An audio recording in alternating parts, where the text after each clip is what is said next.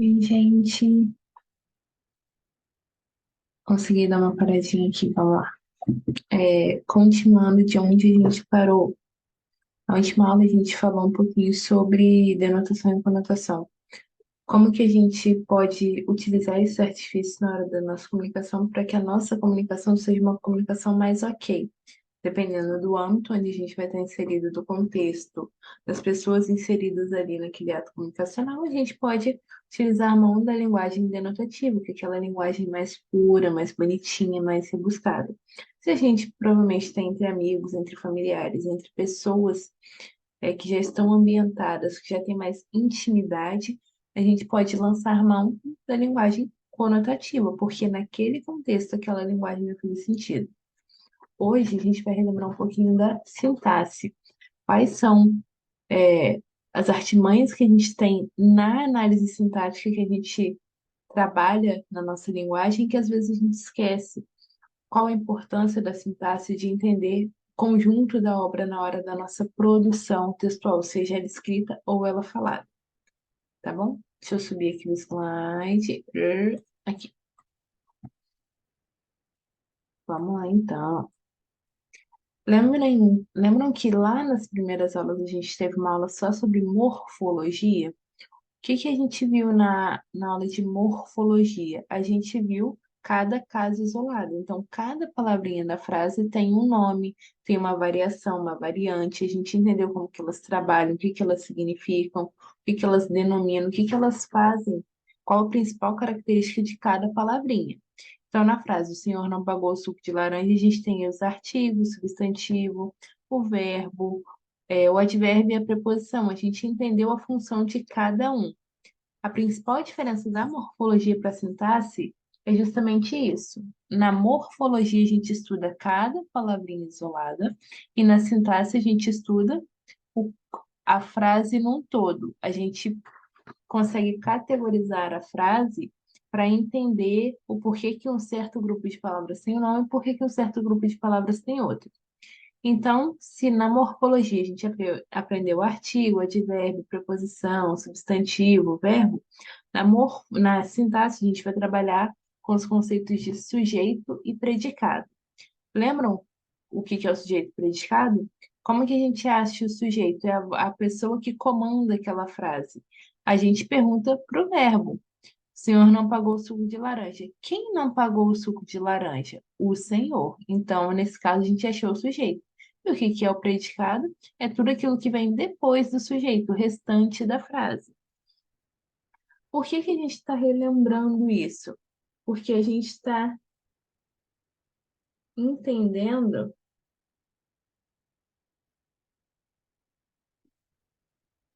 só um minutinho, a gente está entendendo a situação comunicacional. Por, por que a gente está falando sempre sobre a situação comunicacional? Como que a gente faz esse processo ser um processo aceitável, um processo entendível? Porque nós temos, lembra das primeiras aulas, uma língua que tem muitas variantes. Então, na língua portuguesa, a gente não tem só uma forma de falar uma coisa, a gente tem várias formas de falar a mesma coisa. E é isso que a gente aprende quando a gente começa a estudar esse processo interacional. Por quê? Porque todo texto ele precisa dessa construção. Lembram que eu falei para vocês? Entre os interlocutores, alguém sempre fala sobre algo com outra pessoa ou sobre uma pessoa com outra pessoa. Por quê? Porque a nossa produção conjunta é que vai dar o processo interacional. Então, essa comunicação precisa ser uma troca. Tudo que eu falo precisa ser entendido. Tudo que outra pessoa fala precisa ser entendido. Como que a gente vê isso no texto escrito? Quando a gente entende os conceitos de frase, oração, período, a estrutura das frases, a estrutura das orações e dos períodos. Então, tudo que a gente vai ver na aula de hoje engloba esse pensamento geral da comunicação. Tudo que a gente fala precisa ter coesão e coerência. Num, a gente está falando das articulações que a gente tem no meio construção das palavras entre as orações, entre as frases, que vai garantir essa boa sequência de palavras, e na outra a gente tem a relação lógica entre aquelas palavras. Então, já que um trabalha sobre nas articulações, o outro trabalha basicamente sobre as ideias e sobre quais mecanismos a gente pode lançar mão, pode trazer para a nossa produção textual, para fazer com que a nossa comunicação seja uma comunicação ok, uma comunicação entendível, uma comunicação entendível nesse meio de interação social e comunicacional. Então, se na morfologia a gente estuda cada palavra no seu campo isolado, na sintaxe a gente estuda o campo de combinação das palavras. Para ficar mais fácil de a gente entender, vamos relembrar alguns aspectos que a gente já estudou lá atrás na nossa época de escola. A principal diferença entre frase, oração e período. A frase é aquela unidade de texto que vai transmitir um pensamento completo. Oi, bom dia, boa tarde, boa noite. Transmite um pensamento completo. A oração é um enunciado que se organiza em torno de um verbo. Então, a frase propriamente dita não precisa ter um verbo. Ela só precisa transmitir um pensamento completo.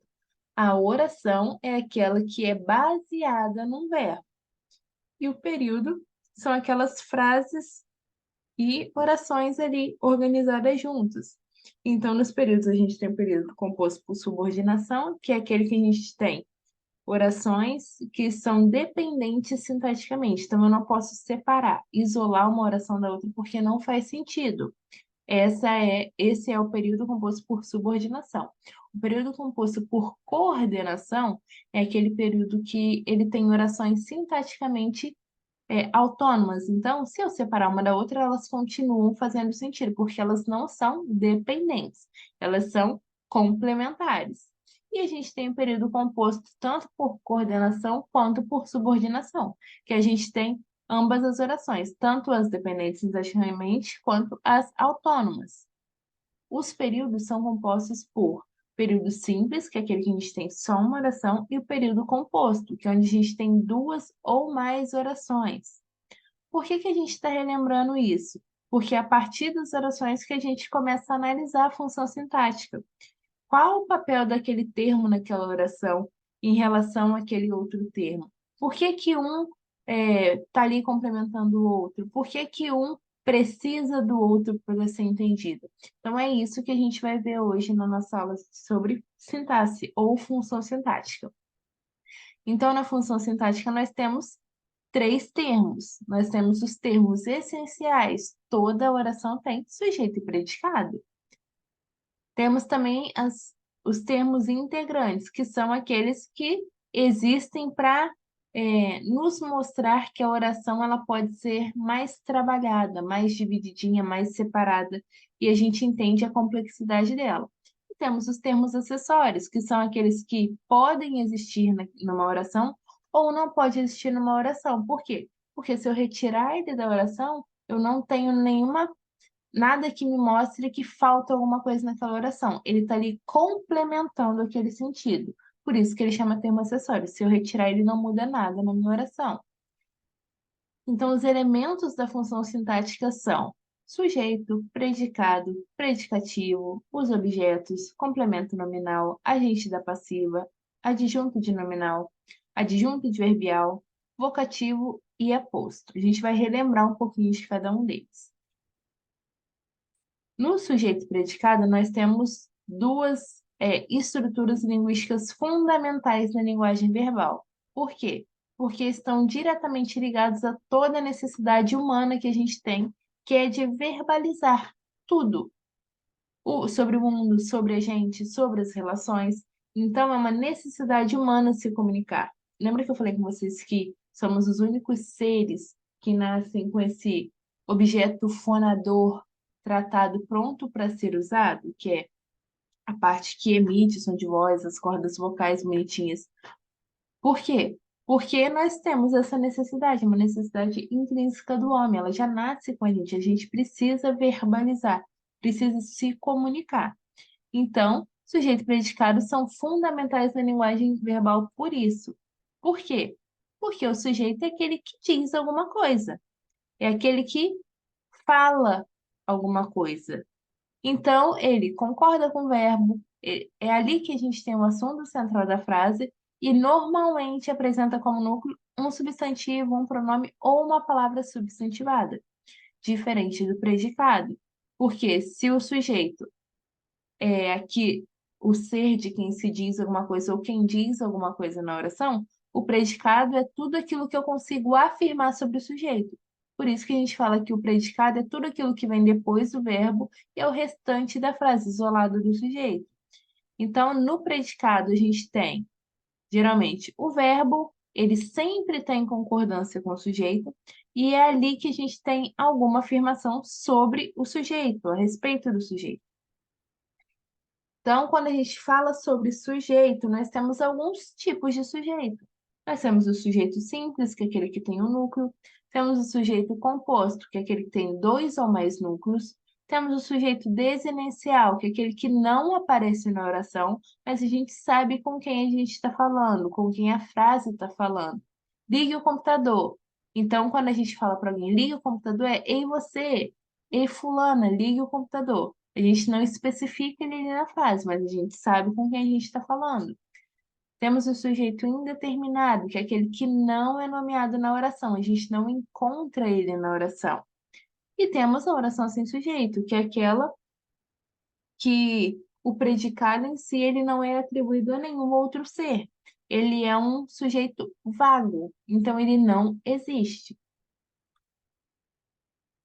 No predicado, nós temos aquele termo da oração que afirma alguma coisa sobre o sujeito. Então, ele normalmente concorda com o sujeito em número e em pessoa. Toda vez que a gente tiver ali o verbo como núcleo do sujeito, a gente vai ter um predicado verbal. Como que a gente acha o predicado? É tudo aquilo que vem depois do sujeito contendo o verbo. Nós temos o predicativo e temos dois tipos de predicativo. Temos o predicativo do sujeito, que é aquele que atribui características, qualidade ou estado ao sujeito. Ele era tido por incompetente. Quem era tido por incompetente? Ele está fazendo, está atribuindo uma característica direta ao sujeito. Então, predicativo do sujeito. E nós temos o predicativo do objeto, que é aquele que atribui característica, qualidade ou estado ao objeto. Finalmente o deram como morto. Finalmente deram quem como morto? Ele. O deram como morto. Tá atribuindo características ao objeto do verbo. Lembram como a gente acha o objeto direto ou o objeto indireto? Quando a gente entende a transitividade verbal. Vamos voltar um pouquinho mais lá atrás. Todo verbo, ele pode precisar de um complemento ou não. Como que a gente sabe isso? Decorando, basicamente. O que que é um verbo transitivo, o que que é um verbo intransitivo, o que que é um verbo transitivo direto, o que que é um verbo transitivo indireto. Quando a gente tem um verbo transitivo, é aquele verbo que ele precisa de um complemento. Se esse complemento vier sem preposição, a gente tem um verbo transitivo direto. O complemento dele não precisa de nada preposicionado ali. Então, na frase nós derrubamos todas as árvores, o verbo derrubar, na sua transitividade, quem derruba, derruba alguma coisa. Então, derruba todas as florestas. Não tem preposição, verbo transitivo direto. Se eu tenho verbo transitivo direto, aquilo que está complementando o verbo é um objeto direto. O objeto indireto é aquele termo que também vai complementar o verbo, só que para ele complementar o verbo, ele precisa de uma preposição. Observem a frase. A elite indiferente assiste ao desmatamento. Segundo a regência do verbo assistir, nós temos dois usos. Nós temos o assistir a alguma coisa de ver, assistir um filme, e temos assistir a alguém, ajudar alguém, apoiar alguma coisa. Então, a elite indiferente assiste ao desmatamento. Eu tenho aí um complemento verbal que exige preposição. Então, o verbo transitivo indireto, ele precisa de um objeto indireto. Temos a sintaxe também, o complemento nominal, que é aquele termo que sempre vai ser precedido por uma preposição e vai complementar o sentido de um substantivo, ou de um adjetivo, ou de um advérbio, que sozinho ele não vai ter um significado completo. Então, ele vai precisar desse complemento para complementar o seu sentido. Já terminou a construção. Terminou qualquer construção? Não, preciso especificar. Então, terminou a construção do prédio. Esse do prédio, no caso, então, é o complemento nominal. Ele está ali precedido de uma preposição complementando o sentido do verbo. Já terminou a construção. Terminou a construção do quê? Do prédio. Temos também o adjunto adnominal, que é aquele termo acessório da oração que tem a função de caracterizar ou determinar um substantivo. E isso pode ser feito através de artigo, adjetivo ou algum outro elemento que tenha essa mesma função adjetiva. Então, na frase, os elogios da diretora aos estudantes. É qualquer elogio? Não. É um elogio da diretora. Eu estou determinando o substantivo através de um artigo, um adjetivo. Por quê? Porque está ali caracterizando aquilo que eu já falei, aquele adjunto adnominal. Temos também o adjunto adverbial, que é aquele que indica a circunstância em que se dá ação verbal. Geralmente é um advérbio, uma locução adverbial ou uma oração subordinada adverbial. E temos o vocativo, que é aquele termo que serve para chamar, invocar ou interpelar um ouvinte, seja ele real ou hipotético. Então, é aquele que a gente chama alguém, traz alguém para o texto, e geralmente é relacionado à segunda pessoa do discurso, já que é a primeira quem está produzindo aquele discurso. Não fale tão alto, Rita. Ei, você, fique quieto. Ei, você, preste atenção na aula. Você, Rita, se eu trago esse ouvinte real ou hipotético para dentro da minha produção, eu tenho ali um vocativo. E temos também o aposto, que é o nome que se dá ao termo que exemplifica ou especifica melhor outro texto que já foi mencionado, outro termo que já foi mencionado anteriormente nesse texto, nessa oração. Então, geralmente vem separado entre vírgula, dois pontos, parênteses ou travessão. E esse texto, esse fragmento de texto, ele é um termo acessório porque eu posso retirar ele da frase sem prejudicar a sua produção, o seu sentido. Então, Maria, irmã de Bernadette, vendeu todos os seus bordados. Se eu estou falando com alguém que não lembra que a Maria é irmã da Bernadette, aí eu utilizo a irmã da Bernadette como um aposto. Eu estou exemplificando que Maria que é. Mas se alguém que sabe que eu estou falando da Maria, irmã da Bernadette, eu posso retirar esse fragmento da frase. Maria vendeu todos os seus bordados, porque a pessoa sabe de qual Maria que eu estou falando. Então, esse é o aposto, aquilo que a gente utiliza para exemplificar ou para especificar melhor algo que a gente já falou dentro da frase. E esses são os aspectos que a gente tem, são os termos que a gente tem na análise sintática. Eu vou abrir para vocês hoje também a segunda atividade diversificada.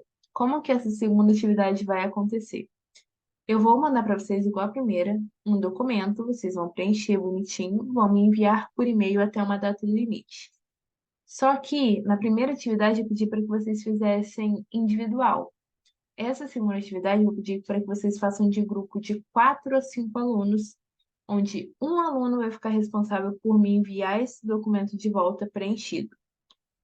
Ok? Então, vai ser um trabalho no mesmo aspecto do primeiro. 5 perguntinhas básicas, só que nessa atividade, algumas questões são questões discursivas, e eu preciso que vocês expliquem. Eu peço no enunciado para que vocês expliquem por quê disso, por quê dessa resposta.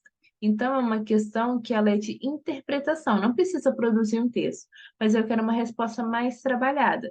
Por isso, eu estou pedindo para que vocês façam em grupo, para que vocês discutam isso e me enviem a resposta, tá bom?